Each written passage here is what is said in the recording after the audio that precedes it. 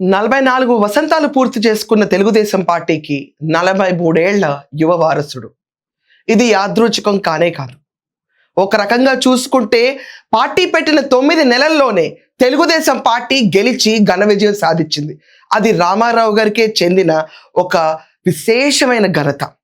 ఆయనని చూసి తండోపతండాలుగా జనాలందరూ వచ్చి అన్నా వచ్చావా అని చెప్పి ఆయనకి హారతినిచ్చి జేజేలు పట్టి 9 నెలలు పార్టీ పెట్టిన టైంలోనే గెలిపించి తెలుగుదేశం పార్టీకి ప్రతిష్ట పెంచారు. ప్రజలే అన్నగారి వెంట ఉండి నడిచారు. ఢిల్లీకి తెలుగువారి దెబ్బ అంటే ఏంటి, తెలుగు ఆత్మగౌరవం అంటే ఏంటి రుచి చూపించిన రామారావు గారి తర్వాత అదే పార్టీ పగ్గాలను చంద్రబాబు నాయుడు గారు చేపట్టిన తర్వాత తన మేధస్సుకు పనుపెట్టి దేశమే కాదు మొత్తం ప్రపంచవ్యాప్తంగా నారా చంద్రబాబు నాయుడు అండ్ తెలుగుదేశం పార్టీ అంటే ఏంటో తెలియని వ్యక్తి లేకుండా పార్టీ ప్రతిష్టను పైకి తీసుకెళ్లారు. 3వ తరం రానే వచ్చింది నారా లోకేష్. కేవలం సంక్షేమమే కాదు, అభివృద్ధే కాదు, తనకంటూ ఒక స్టైల్లో రెడ్ బుక్ అని పెట్టి దెబ్బకి అబ్బా అనిపించేటట్టు వైసీపీ వాళ్ళని వడికిస్తూ అట్ ద సేమ్ టైం అభివృద్ధిలో తనకు మించిన కెపాసిటీ ఉన్న లీడర్ ఈరోజు ఇండియాలో ఎవరూ లేరు. ఏ కాన్క్లేవ్ జరిగినా, ఏ డిస్కషన్ జరిగినా the most blue eyed boy for everyone is Nara Lokesh again from Telugu Desam party. Ramarao garu వచ్చిన వెంటనే తెలుగుదేశం పార్టీ 2 రూపాయలకే కిలో బియ్యం, అలాగే కాకుండా మనం అబ్జర్వ్ చేస్తే పటేల్ పట్వారీ సంస్థని రద్దు చేయటం, మహిళలకి ఆస్తిలో సమాన హక్కు కల్పించడం, అది తన ఇంటి నుంచి మొదలు పెట్టడం ఆదర్శనీయంగా చూశారు.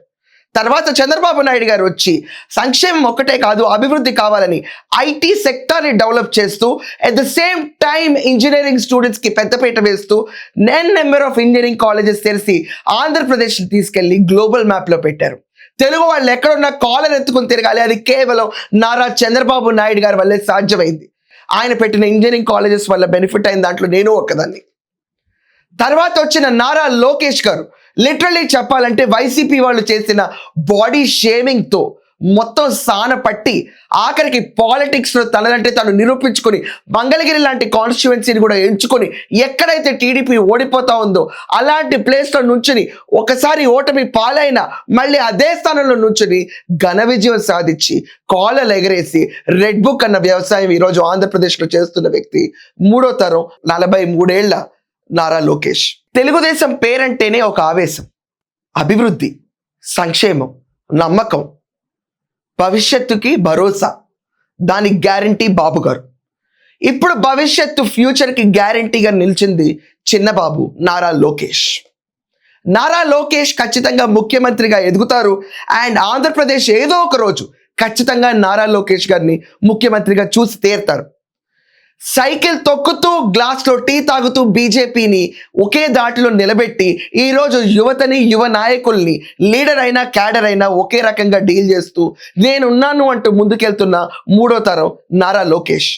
యువగళంతో మొదలుపెట్టి ఎన్నో ఎదురు దెబ్బలు తిని ఆఖరికి 3 సార్లు ముఖ్యమంత్రి అయిన తన తండ్రిని జైల్లో పెట్టిన పోరాడుతూనే ఉండి 53 రోజుల దాకా ఎక్కడా అలుపెరగకుండా విశ్రాంతి లేకుండా రాష్ట్రం అంతటా పయనించి ఆఖరికి నారా భువనేశ్వర్ గారు కూడా తోడొచ్చి ఇద్దరూ కూర్చుని చంద్రబాబు నాయుడు గారు పార్టీని గెలిపించడానికి నారా లోకేష్ చాలా విశ్వ ప్రయత్నం చేశారు. అండ్ దానికి చూసిన ఫలితమే 151 స్థానాల్లో ఉన్న జగన్మోహన్ రెడ్డి అండ్ కో 11 స్థానాల్లోకి పడిపోయి కేవలం 23 స్థానాల్లో ఉన్న టీడీపీ ఈరోజు కూటమిలో 164 స్థానాలకు తీసుకెళ్లారు. Yuvagalam played a very important role. ఆఖరికి నారా లోకేష్ గారు మాట్లాడదాం అనుకున్న అడుగడుగునా అడ్డంకులు వేసినా కూడా ఎక్కడా ఆగకుండా తనకు కావాల్సిన కార్యసిద్ధి కోసం ఎంత శ్రమకైనా ఓర్చి క్యాడర్తో పాటు ఉండి అలాగే తాతగారి సంక్షేమ పథకాలను అమలు చేస్తూ నాన్నగారి విజనరీ యాటిట్యూడ్ని డెవలప్ చేసుకుంటూ తనకంటూ ఒక నైజం డెవలప్ చేసుకుంటూ ఈరోజు నేను నీకంటే పెద్ద మూర్ఖుణ్ణి అని ధీటుగా నుంచున్న ఆంధ్రప్రదేశ్ ప్రెసెంట్ 43 ఏళ్ల యువ రాజకీయవేత్త నారా లోకేష్. మొన్న జరిగిన ఆవిర్భావ దినోత్సవ సభల్లో అందరూ జేజేలు కొట్టారు టీడీపీకి. కానీ ఈ రోజున్న యువత ఆఖరికి ఎస్టర్ ఇయర్ లీడర్స్ అందరూ కూడా ఒకే ఒక్క వ్యక్తిని పొగుడుతారు. ఆ వ్యక్తి నారా లోకేష్. ఏ రోజు ముఖ్యమంత్రి అవుతారో తెలియదు, కానీ ఆ రోజు కోసం ప్రతి ఒక్కళ్ళు 1000 కళ్ళతో ఎదురు చూస్తున్నారు. ఆంధ్రప్రదేశ్కి రాబోయే ముఖ్యమంత్రి, కాబోయే ముఖ్యమంత్రి నారా లోకేష్ గారు. జస్ట్ విజన్ ఒక్కటే తీసుకున్నారంటే తనదైన ఒక శైలిలో రాజకీయాన్ని అర్థం చేసుకుంటూ ఎదురు దెబ్బలు తిన్న ప్రతి ఒక్కరికి అండగా నేను ఉంటాను అని భరోసా ఇస్తూ పార్టీ కోసం పనిచేసిన వాళ్ళకి పెద్దపీట వేస్తూ ఆఖరికి క్యాడర్ కోసం అండగా నుంచున్న నాయకుడు నారా లోకేష్. టీడీపీ పార్టీకి ఒక స్పెషల్ స్టాండ్ ఉంటుందండి. మిగతా రీజనల్ పార్టీస్ లాగా ఒక డిసిప్లిన్ లేకుండా ఇష్టం వచ్చినట్టు ఏది పడితే అది మాట్లాడరు. ఈ పార్టీ రీజనల్ పార్టీగా ఉన్న టీడీపీ తన ఖ్యాతే వేరు. ఈ రోజు దాకా తెలుగుదేశం జెండా మోసిన ప్రతి ఒక్కళ్ళు చాలా ప్రౌడ్గా ఫీల్ అవుతారు, గర్వంగా ఉంటారు, కాలర్ ఎగరేసి చెప్తారు మాది తెలుగుదేశం పార్టీ అని. ఒక్కసారి పసుపు జెండా మోయటం మొదలుపెట్టిన తర్వాత ఏ జెండా వైపు మగ్గు చూపరు కార్యకర్తలు కూడా. అది పార్టీ నేర్పిస్తున్న క్రమశిక్షణ. పార్టీకి క్రమశిక్షణ పెట్టింది పేరు. రీజనల్ పార్టీ అయి ఉన్నా కూడా ఇంటర్నేషనల్ ఫేమ్ లభించడానికి కారణం ఈ 3 తరాలు నిబద్ధతతో ఆ పార్టీ పేరుని పైకి తీసుకెళ్ళటం.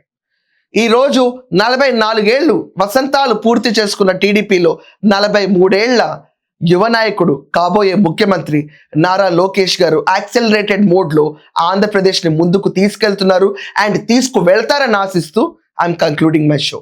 That's all for now. Thank you.